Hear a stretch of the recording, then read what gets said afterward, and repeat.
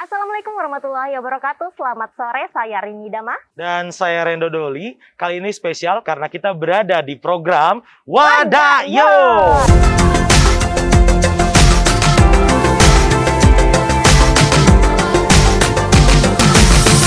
Wadayo. Kita akan mengungkapkan sebuah kisah di balik profesi, dan sekarang ini kita sudah bersama dengan Bapak Fidah Hurasani, yang mana beliau ini adalah Kepala Satuan Polisi Pamung Praja Kutai Kartanegara, di mana kita akan mengulik cerita beliau di balik profesinya sebagai kasat gitu ya. Apalagi Satpol PP Kutai Kartanegara itu kan terkenal di masyarakat. Itu kan mengerikan, iya kan? Galak. Galak. Benar nggak Pak? Galak nggak sih? Tidak. Kita jadi takut ya kalau galak. Tidak. Nah, maka dari itu kita akan sedikit mendengarkan cerita beliau. Menjabatnya dari tahun berapa sih Pak? Alhamdulillah kita dipercaya pada 1 Januari 2011 ya. Saya ingat itu tertanggal 24 Januari 2011 saya menerima semacam surat perintah dari Ibu Bupati waktu itu, Ibu Rita, untuk melaksanakan tugas-tugas sebagai Kasat Pol PP Kabupaten Kartanegara dengan status PLT gitu, pelaksana tugas. Jadi ya mungkin kalau dihitung sampai hari ini mungkin udah 10 tahun ya. 10 tahun ya. 10 tahun ya. Beberapa hari yang lalu, 10 ulang tahun, 10 tahun di Kesatuan Satpol PP ini. Berarti kita sebenarnya ngebantu juga ya ngerayain 10 tahunnya Pak Fida di Satpol PP. Terus Pak, ini kita sekarang lagi dalam masa pandemi. Belakangan saya lihat juga udah ada beberapa ini ya, ada peraturan pemerintah yang terbaru, lalu kemudian lagi gencar-gencarnya lagi untuk bisa menekan angka jumlah orang yang terinfeksi. Kalau keseharian dari Pak Fida selaku Ketua Satuan Polisi Pamung Praja ini, apakah ikut juga Pak turun ke lapangan Pak? Iya, selayaknya seorang pimpinan ya, itu suatu kewajiban. Yang pertama memberikan semangat pastinya kepada anggota yang di lapangan. Yang kedua pastinya mengarahkan. Tapi kan tidak harus seperti itu juga setiap hari, karena juga di bawah saya itu ada struktur sekretaris, ada kepala bidang dan seksi yang membawahi masing-masing personil. Artinya kita bergiliran saja, kita on call saja sewaktu-waktu kita dibutuhkan, termasuk level saya di kepala satuan juga sah-sah saja menerima telepon dari anggota memerlukan saya untuk segera hadir, ya kita siap gitu. Iya, Pak Fida juga selaku ketua ini ya, ada ketua Gakum bidang 5 iya, Pak ya? Bidang 5. Itu yang bagian Satgas Covid. Ya, ya? Satgas Oke. Covid. Nah, Pak, kita lagi dalam masa pandemi. Pak Fida adalah seorang ketua Satuan Polisi Pamung Praja yang ada di Kutai Kartanegara. Ini ada perubahan nggak sih Pak selama 1 tahun belakangan, apalagi setelah pandemi? Lalu apakah concernnya dari teman-teman Satpol ini berubah nggak sih? Apakah tetap menjalankan kebiasaan seperti biasa, tugas-tugas seperti biasa? Apakah memang lebih concern ke COVID Pak satu tahun belakangan inilah? Iya, mungkin bisa saya jelaskan di awal COVID ini kan kalau nggak salah di Kutai Kartanegara ini di akhir Februari, di awal Maret ya masuknya ya. Nah, ada kejadian pada saat di akhir Februari saya itu kebiasaan memimpin apel besar dengan jumlah personil yang hampir 90% hadir ya, selain yang melakukan penjagaan. Kita waktu itu menganggap COVID ini sebagai isu saja. Jadi pada saat saya memberikan arahan pimpinan di apel itu, saya katakan, ini ngapain sih salaman harus pakai siku, terus ada yang pakai kaki. Itu kan saya protes berat. Waktu itu. Ini saya jujur di akhir Februari ya. Nah, begitu 2 hari setelah bukan 2 hari, mungkin 1 hari setelah APP, saya menerima perintah Bapak Bupati untuk mendampingi Bapak Sekda dalam hal masuknya perintah dari pusat untuk setiap kepala daerah untuk menyiapkan diri mengatasi COVID ini. Loh, begitu saya melihat paparan Ibu Yuli sebagai Kepala Dinas Kesehatan, ya, orang teknis ya, saya bilang ini bukan isu, ini bukan hoax. Ternyata saya salah. Dan hari itu juga saya pimpin apel kembali dan saya anulir. Dan saya mengakui saya mohon maaf, saya kesalahan. Kita harus serius, ya. Bukan, ini harus serius. Jadi yang kemarin yang arahan saya itu salah. Saya mohon maaf. Saya belum menerima berita yang benar terhadap COVID ini. Ternyata COVID sampai hari ini ya benar adanya. Ya. Akhirnya mulailah Akhirnya, kebiasaan nah baru di itu. situ di Maret kita lewat perintah maupun tidak diperintah, panggilan rasa kemanusiaan, naluri seorang sebagai aparat pemerintah yang bertugas di dalam penyelenggaraan tentang ketertiban umum, kita membuat suatu gerakan membackup pemerintah daerah menangani COVID ini. Mungkin termasuk salah satunya saya mendirikan tenda di sepanjang di Turap Timba waktu itu ya. Iya. Saya berusaha menyeterilkan Turap dari tongkrongan orang. Benar. Saya membuat suatu gerakan membawa kawan-kawan masuk ke pusat-pusat taman-taman bermain gitu ya, dengan membuat suatu himbauan untuk menutup, dan itu kita koordinasikan dengan Bapak Sekda, dan Bapak Sekda setuju waktu itu. Dan ini penanganan COVID belum sebaik sekarang sebenarnya. Jadi belum sebaik sekarang. Jadi kita apa yang ada terlintas begitu kita temukan ini berbahaya, ini akan menjadi sarana penularan, kita lakukan dulu baru kita laporkan. Dan alhamdulillah apa yang kita lakukan itu secara teknis nyambung dengan dinas kesehatan, dengan keinginan dari kawan-kawan BPPD waktu itu gugus tugas ya. Jadi terus berjalan gitu. Nah hari ini kan sudah tertata baik, struktur organisasi penanganan COVID itu dari pusat sampai ke daerah itu sudah bagus. Makanya ada bidang penegakan hukumnya, ada bidang edukasinya sekarang. Kalau dulu kan memang belum ada. Apa yang bisa kita lakukan untuk jangan sampai COVID masuk ke waktu itu ke Kecamatan Menggarong ya. Nah, kita lakukan, jangan sampai masuk. Ya ternyata hari ini kan COVID sudah di tengah kita. Ya ini, tapi upaya sudah kita lakukan lah ya. Berarti memang ada perbedaan pada saat awal, mungkin masyarakat juga banyak yang belum tahu, belum paham seperti itu ya, Pasti Pak? seperti itu. Ya mungkin itu kan baru kembali kepada saya seorang aparat pemerintah. Saya seorang warga negara, seorang masyarakat saja menerima COVID di awalnya itu kan hoax. Iya. Masih Apa belum ini? Ya, percaya waktu itu kan ya. yang saya ceritakan Benar, tadi. benar.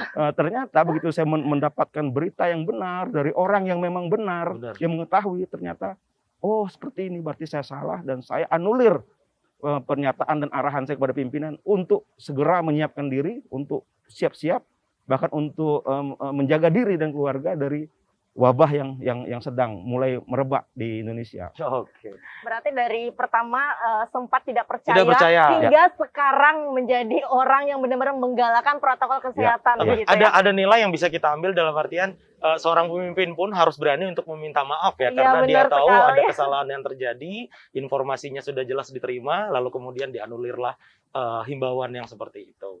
Nah, mungkin buat teman-teman juga bisa tahu kita masih dalam keadaan COVID ya, tetap jaga jarak, lalu kemudian gunakan masker dan lain sebagainya ya. Tetap patuhi protokol kesehatan yang berlaku. Benar sekali. Menarik, tapi nanti akan kita bahas lebih lanjut lagi, Benar. terutama tentang kebiasaan-kebiasaan lain dari seorang Pak Fida.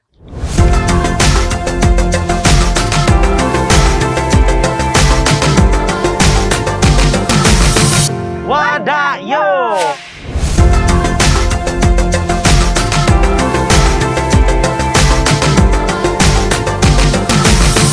Wadayo! Tadi kita udah bahas tentang kebiasaan-kebiasaan yang dilakukan oleh teman-teman dari Satpol PP melalui Pak Fida. Nah, kali ini kita boleh dong denger himbauan lah, karena kita masih dalam masa pandemi nih. Ada dong Pak himbauan-himbauan sedikit dari ya satuan polisi Pamung Praja lah untuk masyarakat pada umumnya, terutama masyarakat Kukar. Ya, kalau satuan polisi Pamung Praja yang menghimbau taati anjuran pemerintah tentang prokes kesehatan ya.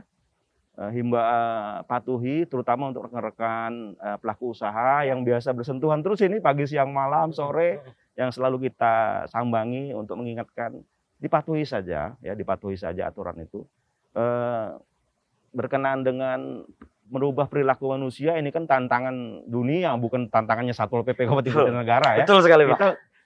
Target kita sebenarnya merubah perilaku. Benar. Ya, menjaga itu. Nah, namanya perilaku manusia ini kan susah. Tapi lewat yang menghimbauan, kami tidak akan lelah ya. Tadi saya habis kasih arahan sebelum turun apa? Pagi tadi, Pak. Iya, saya kasih arahan dengan anggota. Bahwasanya terkecuali di level pimpinan atas itu mencopot kita dari Satpol PP, kita tidak lagi bergabung di sini, baru kita berhenti untuk menghimbau masyarakat. Tapi selagi kita masih dipercaya, itu tidak ada lelahnya. Tidak boleh lelah. Setiap saat. Bilang Bapak Bupati kan, namanya manusia itu kan memang selalu diingatkan. Benar. Nah, itulah tugas kita mengingatkan. Nah, terus timbul pertanyaan, kalau tidak menurut ditindak apa tidak? Ya, sesuai dengan pola yang sudah ada. Artinya apabila itu sudah melanggar suatu aturan yang ditetapkan oleh surat edaran atau seperti apa, itu ada pasal-pasal seperti teguran tertulis, ya kan, teguran peringatan Langsung. 1, 2, 3 dan sampai kalau dia badan usaha pencabutan. Nah, ini kita berharap jangan sampai seperti itu ya. Artinya di masa pandemi ini yang sudah susah, jangan ditambah susah. Kan prokes itu kan tidak butuh modal. Artinya pemerintah tidak memungut biaya, cuma meminta cuci tangan, pakai maskermu, jaga jarakmu, hindari kerumunan. Ya kan? Kan nggak ada ya, termasuk bayar-bayar macam-macam nggak ada. Artinya pribadi lah. Nah, taati saja itu. Kita berharap mudah-mudahan pandemi ini biar cepat clear, kita kembali ke normal lah ya. Amin. Kita kembali ke situasi normal. Baik Rendo, tadi kan kita sudah membahas nih soal kinerjanya dari Satpol PP Kertanegara sendiri. Teruntuk COVID kan siapa sih yang nggak tahu soal Satpol PP yang berkeliaran di mana-mana gitu ya. Kalau kamu nongkrong di Kota Raja aja ada gitu ya. Benar. Kalau kamu lihat jembatan aja suara di situ terniang-niang ya, pakai masker gitu ya. Benar, setiap saat. Benar. Dan sekarang waktunya kita membahas di balik tugas dan profesi beliau. Dengar-dengar gitu ya, Bapak ini suka banget ngopi. Hobi ngopi. Iya, hobi banget ngopi. Penikmat kopi. Nah, gitu. Nah, ini bisa kita tanya nih ya. Nah, mungkin di masa pandemi ini gimana sih Pak? Mau menikmati kopi santai di kafe kan sekarang udah Oh ada iya ya, pembatasan gitu ya. nikmatin kopi paling enak memang di tempat Iya, biasanya benar. ya, di kafenya atau di kedai kopinya. Iya. Bener-bener nih. Nah, sekarang Bapak menikmati kopi ini di mana gitu? Ya, pastinya kalau menikmati kopi, Mm-mm. buka sedikit masker, Ya. seruput. Oh, itu teknisnya ya. Artinya Iya, gini iya. ya. Benar-benar. Artinya begini, di masa sebelum pandemi, setiap ada kesempatan saya pasti melakukan kongko-kongko dengan kawan-kawan ya. Ya juga menyerap aspirasi ya bukan seperti aspirasi seperti kawan yang terhormat anggota DPR, bukan. Keluhan-keluhan warga masyarakat itu seperti apa yang berkembang, isu-isunya kan. Nah, itu biasanya itu kita dapatnya di warung-warung kopi gitu, di kedai-kedai kopi. Nah, kebetulan juga banyak teman-teman kita yang berusaha di kedai-kedai kopi. Jadi kita pair aja keliling-keliling gitu ya. Nah, setelah pandemi, ya tadi saya bilang ada masih ketidakpercayaan. Ini pandemi ini apa sih gitu kan? Kita masih melakukan itu, Benar-benar. masih melakukan itu. Ternyata setelah kita mendapatkan pengarahan dari pimpinan orang teknis tentang pandemi, di situ juga kita melakukan merubah sikap ya. Pribadi saya ditunjuk dipercaya untuk mengemban tugas seperti ini. Saya paling utama adalah menjadi contoh. Bukan memberi contoh. Kalau memberi contoh semua orang bisa memberikan contoh. Benar. Tapi untuk menjadi contoh kan nggak bisa. Nah, di sini saya harus mengambil sikap. Saya harus menjadi contoh. Dan tidak boleh tidak. Harus. Karena saya bertugas di situasi seperti ini. Tidak mungkin saya menghimbau orang untuk menghindari kerumunan, tidak mengopi, tidak rame-rame di warung kopi dalam masa seperti ini. Sementara saya nyuri-nyuri kan. Ini bukan masalah dosa saya ketahuan sama rekan-rekan media atau pimpinan, bukan. Ini tanggung jawab saya dengan Tuhan. Tanggung jawab saya dengan keluarga. Nanti saya ngopi bawa penyakit pulang kan, saya berdosa besar bawa penyakit keluar untuk menularkan keluarga saya. Nah, semenjak itu saya beralih ke take away pesan gitu ya. Menggunakan metode baru akhirnya. Benar. Saya catat semua nomor-nomor teman-teman itu lewat WA. Saya sudah buka belum? Siap Bang, buka Bang. Pesan ya. 2 cup ini, 2 cup ini, ya kan? Saya ngopi, istri saya juga ngopi di rumah, anak saya juga ngopi. Gitu. Iya. Nah, kebiasaan itu drastis berubah. Sampai hari ini saya masih konsisten. Tetap kalau lagi bekerja, tetap ngopi, tetap take away. Kalau pulang ke rumah juga malam langsung take away atau nanti kita pesan pas pulang kita mampir, kita ambil gitu. Gitu. Jadi tetaplah tidak ada agak bergeser lah sedikit budaya yang kongko tadi untuk akhirnya di rumah saja, tapi tetap bisa menikmatin kopinya ya. Ya harus. Artinya gini, pribadi saya harus menjadi contoh. Di balik itu, mau jadi contoh, mau jadi tidak, pesannya adalah memang kita harus mengurangi aktivitas itu di luar, karena resiko penularannya itu Nah, jadi jangan mentang-mentang nanti begitu saya buat statement seperti ini, Bapak itu kan ada jabatan dia, nanti dia gini, bukan itu. Ini pertama pribadi saya dengan tanggung jawab saya, tanggung jawab moral saya. Yang kedua memang benar. Kita tidak bisa memastikan pada saat orang banyak itu siapa yang membawa ketahanan fisik kita pada saat itu, apakah memang antibodi kita, imun kita pada saat posisi standar ya. Bisa saja kita nggak tahu. Nah, Benar. di sana bisa saja terpapar. Nah, karena kita kan musuh itu kan nggak kelihatan, Iya, makanya benar. kita membuat suatu waspadaan lah gitu. Tapi tetap bisa menikmatin kopi di rumah. Alhamdulillah nikmatnya sama, Nikmatnya sama. Hubungan dengan teman mungkin bisa langsung video call. Oh, Ya, gitu. nanti ya biasa dekat. Saya kaget, wah yang ngundang siapa? Ternyata di situ begitu kita on, wah 6 orang, 7 orang Iya, di situ. akhirnya ngobrol. Ngobrol di rumah ya. Ngobrol. Enggak, yang saya takutin, Bapak bilang tadi sambil menyerap aspirasi gitu. Wah, Bapak ini udah jadi Kasatpol PP, mau jadi anggota DPR lagi gitu ya, menyerap Enggak, aspirasi. berarti dia siang sampai sore kerja, malamnya juga tetap masih Benar. kerja karena menyerap aspirasi, ya, menyerap keluhan-keluhan yang ada di masyarakat. Cuman menyeruput kopi masih di dalam rumah, lalu kemudian tadi informasinya sama keluarga juga. Berarti memang basically-nya keluarga menyukai kopi Kopi juga ya? dong, Pak? Tadinya saya sendiri. Terus istri ikut pada saat itu. Pesannya juga beda. Saya kopi, istri coklat gitu ya. Oh, Ternyata ngelihat 1 minggu, apa sih enaknya itu? Udah nggak pakai gula. Udahlah, ini rasain dulu. Rasain. Kok semenjak itu jadi keikutan dia. Jadi sampai sekarang saya punya anak 3, semuanya ngopi semua. Walaupun intensitasnya tidak setinggi saya ya. Juga kopi mereka juga variatif gitu ya.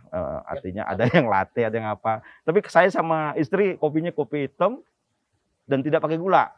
tapi Pasti. sudah lama, Pak? Sudah. Menjadi penikmat kopi. Iya, sudah Kopi sebelum hitam Covid lah. lagi. Sebelum Covid lah. Oh. Artinya sebelum Covid. Berarti sudah 2 tahun lebih Ya gitu. kalau saya lebih ya. Kalau ibu mungkin baru. Tapi sebelum Covid dia udah aktif ngopi. Iya, soalnya dulu kalau saya tidak salah beberapa tahun lalu waktu ulang tahun Satpol PP ya ngadakan teman-teman kopi diundang ke sini untuk Ya bukan diundang, teman-teman kopi menawarkan diri. Oh gitu. Karena hubungan kedekatan. emosional ya. Benar, Karena hubungan emosional kita di kopi itu memang kuat. Iya, Kuat. iya. Kamu siapa itu enggak. Kalau udah ngumpul di kopi bicaranya baik aja gitu.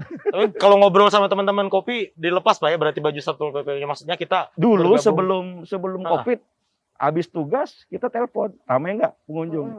Kalau enggak saya mau ngopi sebentar aja saya bilang. Tapi sekarang enggak mungkin. Nggak mungkin Pak ya. Nggak mungkin.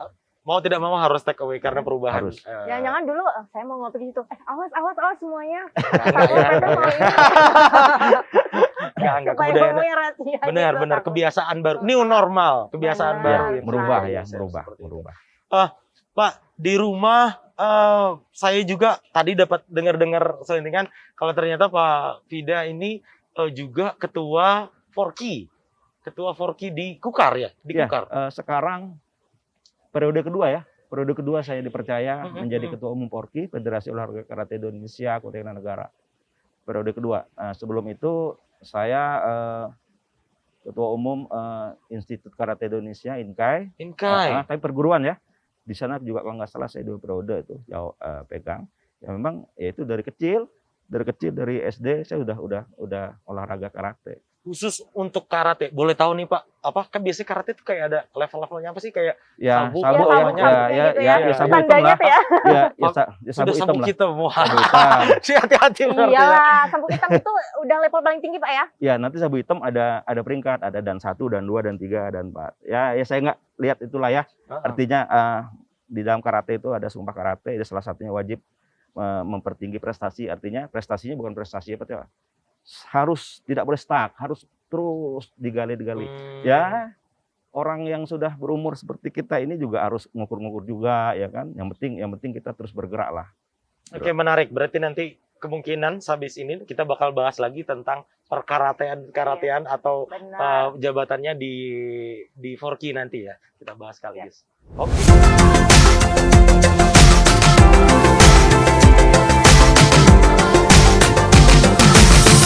Wadayo.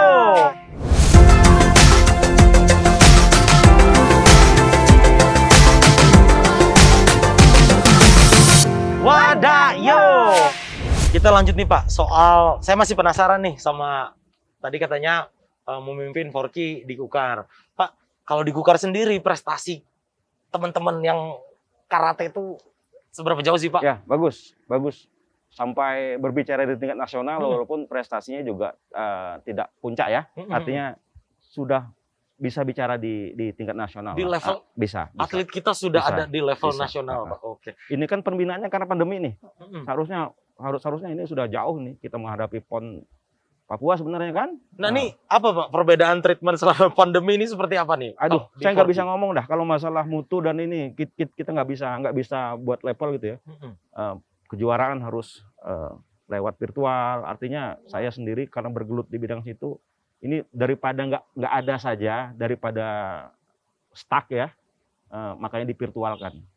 Bela diri itu harus Kejuaraan virtual ini Virtual. Pak, sebentar, saya masih Pak, traveling gitu terima ya. kasih Bapak udah ngasih informasi ini karena ini adalah informasi pertama yang saya dapatkan ada kejuaraan karate virtual. Pak bisa ceritakan sedikit Pak Itu apa? gimana, Gimana, ya Pak? dalam bentuk Virtual. mungkin karate ada dua ya, ada fake-nya namanya kumite, ada namanya kata. Biasanya kalau di virtual itu kata. Kata itu rangkaian gerakan. Gerakan 1, 2, 3, 4 sampai namanya kan beda-beda. Nanti itu kita pakai gini, shooting, nanti jurinya juga pakai akun beda-beda.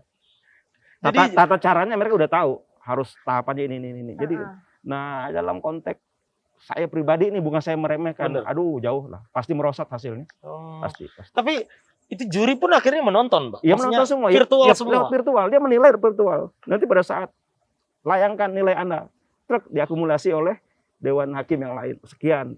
Jadi Juri pun berbeda tempat, Dewan Hakim pun berbeda tempat. Betul, Saya betul. pikir kayak banyak misalnya cabur seperti itu ya, bukan cuma karate. Oh. Di Tarung Derajat juga kemarin ada virtual juga itu. Saya lihat ya udah mau nggak mau karena situasinya memang harus menuntut kegiatan tidak boleh stuck. Di pandemi ini mau nggak mau ada inovasi seperti itu. Nah, Inovasi ya, inovasi itu namanya inovasi dari PB pengurus besar, Forky di pusat untuk berinovasi. Jangan sampai pembinaan ini stuck sebenarnya. berarti tadi yang untuk kelas yang kontak fisik berarti otomatis tidak ada. Ya otomatis tidak ada. Saya Hanya sudah berpikir tadi bagaimana mereka ya ini itu bertanding. saya juga berpikir tadi virtual Aduh, seperti apa ya? Apakah kayak gini aja? Itu kan ya Anda menang. Oh, berarti yang otomatis tadi yang apa? Kumite. Komite yang Komite tidak yang nggak ada. karena fake ya, fake. Yang kata tadi yang kata yang masih, rangkaian masuk gerak rangkaian gerakan. tetap ada ya. Itu atlet-atlet kita di Kukar ikut juga, Pak. Hasil seleksi ada beberapa orang untuk masuk Kaltim ya, untuk mewakili Kaltim. Tapi jumlah kejuaraan berarti berkurang, Pak. Pasti ya? berkurang. Pasti berkurang. Pasti. Hmm. Semua lini, semua sektor, semua aktivitas masyarakat terganggu dengan Covid ini. Cuman kalau program latihannya seperti apa? Apakah Masing-masing. mandiri? Oh, sekarang Mandiri. jadi mandiri, Mandiri. ya. Apa virtual juga? Jangan-jangan. Enggak, artinya Enggak, kita ya? percayakan lah. Kalau atlet mau berprestasi, kami percayakan atlet. Kau bikin program, ini program, kau laksanakan dengan sepenuh hati dan tanggung jawab. Ini saprasnya, saya punya matras ya. Matras itu kan 1 meter. Iya, iya. Kau bawa ini pulang, kau bawa pulang. Oh, Itu udah akhirnya biasa, mandiri. ya, mandiri. Tapi program diberikan oleh Diberikan oleh pelatihnya. Oh, Pelatihnya punya kan. Ada program-programnya. Laksanakan program ini. Memang cukup sulit ya kita di pandemi ini, Iya. tapi memang harus tetap bisa Semua bergerak. kena, semua. Iya. Apa-apa semuanya serba virtual ya. Benar, begitu. benar. Kita sudah cukup sulit lah dengan keadaan, Iya. tapi ya kita manusia harus tetap bisa berpikir, berinovasi tadi kata Pak Vida ya. Benar. Pak, tadi Forky sudah kita bahas. Ini saya mau bahas sedikit tadi informasi ada dengar pernah menang juara motocross. Itu kapan tahun berapa tuh, Pak? Ya kalau nggak salah, kalau nggak 94 ya. Tapi kita sedikit aja ngulasnya, karena Iya. itu udah saya tinggalkan, udah saya tutup dalam memori hidup saya lah.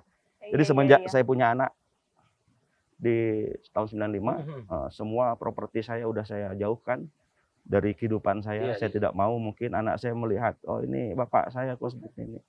Jadi ya tahun 94 itu saya pernah menjuarai special engine ya, motor special cross itu untuk special engine junior waktu itu. Kalsel, Kalbar, Kalteng.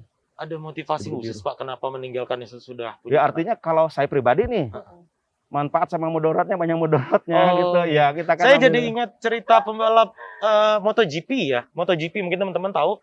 Casey Stoner juga betul. ketika punya anak kalau nggak salah dia juga berhenti. Itu alasannya karena istrinya menegurkan, saya tidak mau anak saya nanti tidak bisa melihat ayahnya lagi atau berinteraksi sama ayahnya lagi, seperti itu. Benar. Berarti Pak Fida duluan meninggalkan daripada Casey Stoner. Casey Stoner sekitar tahun 2000-an, seperti itu. Rini mungkin ada yang mau ditanyakan dulu? Sebelum Ada, sesi kita berakhir? Saya sedikit berpikir tadi karena nggak ngerti ya soal perbalap-balapan Ya, ini gitu ya. Nah, jadi saya ingin mengulik sedikit kehidupan pribadi beliau ya Wah, ini udah bersama ada yang orang diulik-ulik tua tercinta. Nah, kehidupannya ketika selesai dinas, beliau ini katanya selalu merawat orang tua yang sekarang ini satu-satunya gitu Pak ya? Ya, ayah ya, ayah Ayah. masih. Kalau ibu mungkin sudah 6 bulan yang lalu meninggal. Terus semenjak ibu meninggal, bapak kan sendiri. Nah, semenjak saya menghadiri, mengurus meninggalnya ibu, memandikan ibu, mengubur ibu, semenjak itu saya nggak pulang lagi ke rumah saya. Saya sama keluarga saya boyongan, otomatis mengurus bapak yang sendirian yang sudah kurang lebih 85 tahun ya. Nah, 85 tahun kita rawat karena kan saudara-saudara saya punya keluarga juga. Kalau saya lambat mengambil keputusan, detik itu juga otomatis semenjak ibu meninggal, ayah saya nggak ada yang ngurus. Ya daripada nanti terlalu banyak diskusi, ayah saya butuh perawatan segera mungkin, saya putuskan dan alhamdulillah keluarga saya setuju. Ya rumah yang kami tinggali kurang lebih 20 tahun lebih, ya biar anak saya yang tua mendiami. Tapi sekarang saya nggak pernah tidur lagi di rumah saya yang lama itu. Sama sekali. Iya, saya sekarang ya nggak apa-apa karena orang tua saya masih hidup, saya kembali ikut orang tua lah. Fokus concern selain bekerja di sini. Iya, saya pulang yang pertama begitu saya pulang sebelum mengawali kegiatan dinas, habis sholat subuh saya harus ke kandang dulu karena orang tua kan hobi pelihara almarhum ibu sampai ayah. Hobinya ada ikannya, ada burung, ada apa. Nah itu kita urus semua. Setelah itu baru kita bersih dan kita bertugas. Nah pulang gitu juga.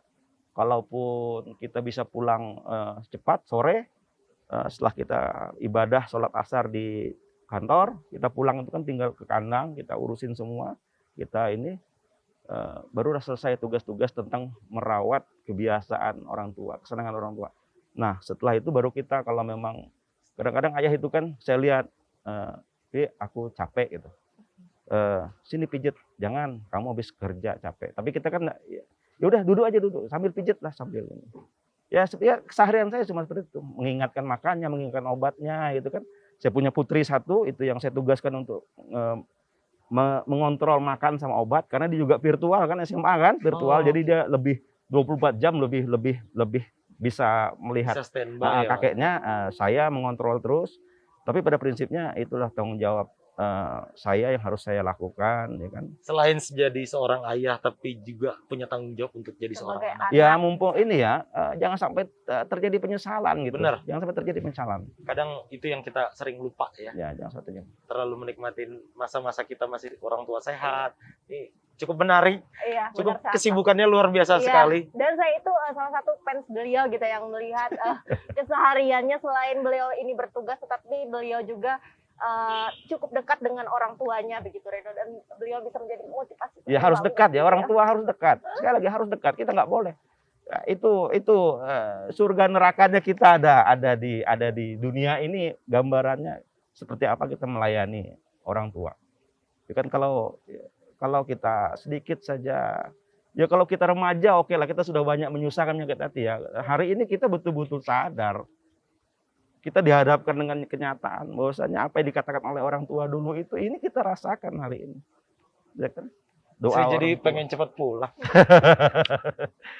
Untuk minta maaf gitu ya sama orang tua. Kadang ini lupa ya, kadang orang tua masih sehat, kita tuh kadang kayak yang, duh ini orang tua kenapa Iya, sih? benar. Terus tiba-tiba dengar cerita yang begini, di umur sekian, orang tua umur 85 tadi, ya, ayahanda 85. umur 85, ayahanda Pak Fida, lalu harus masih merawat lagi, ternyata harus jauh lebih dekat lagi dengan orang tua sebelum ada penyesalan di Iya. belakang. Saya jadi pengen cepat pulang ini. Jangan-jangan kamu telepon aja jarang gitu ya orang Ya, tua. Jangan lah. Itu gitu. sangat relate ya, maksudnya ada di umur-umur yang sekarang ya, kita ngomong jujur aja ya, mungkin kehidupan dengan orang tua bisa dibilang ya agak-agak, bukan bisa bilang jarak jarang banget ya, tapi adalah sesekali. Ya, Cuman itu wajar ya, apalagi kita intensitasnya. pisah rumah ya. Mm-mm. Kita cuma nengok, Mm-mm. nengok itu loh. Bukan lumrah sebenarnya, itu resiko. Iya. Resiko pembatas kita menurut orang tua sebenarnya tuh. Tapi inilah real ya, real. Dan itu tidak dianggap sebagai keterbatasan ya Pak, karena walaupun sudah gabung sama balik lagi ke Wah, ke- sangat senang, sangat diberi penghargaan. justru sangat 4 senang. saudara, cuma saya punya kesempatan menurut orang tua. Itu merupakan prestasi Lupa Pak. Ya? prestasi, saya bangga Luar itu. biasa. Baik, luar biasa sekali ya. Mungkin ini hanya sedikit cerita ya di balik profesi beliau sebagai Benar. Kepala Satuan PP Kutai Kartanegara. Ada banyak prestasi ya, dan beliau juga ini sangat penyayang sekali gitu ya bersama keluarga tentunya ya. Baik, terima kasih untuk Bapak Pida Hurasani ya.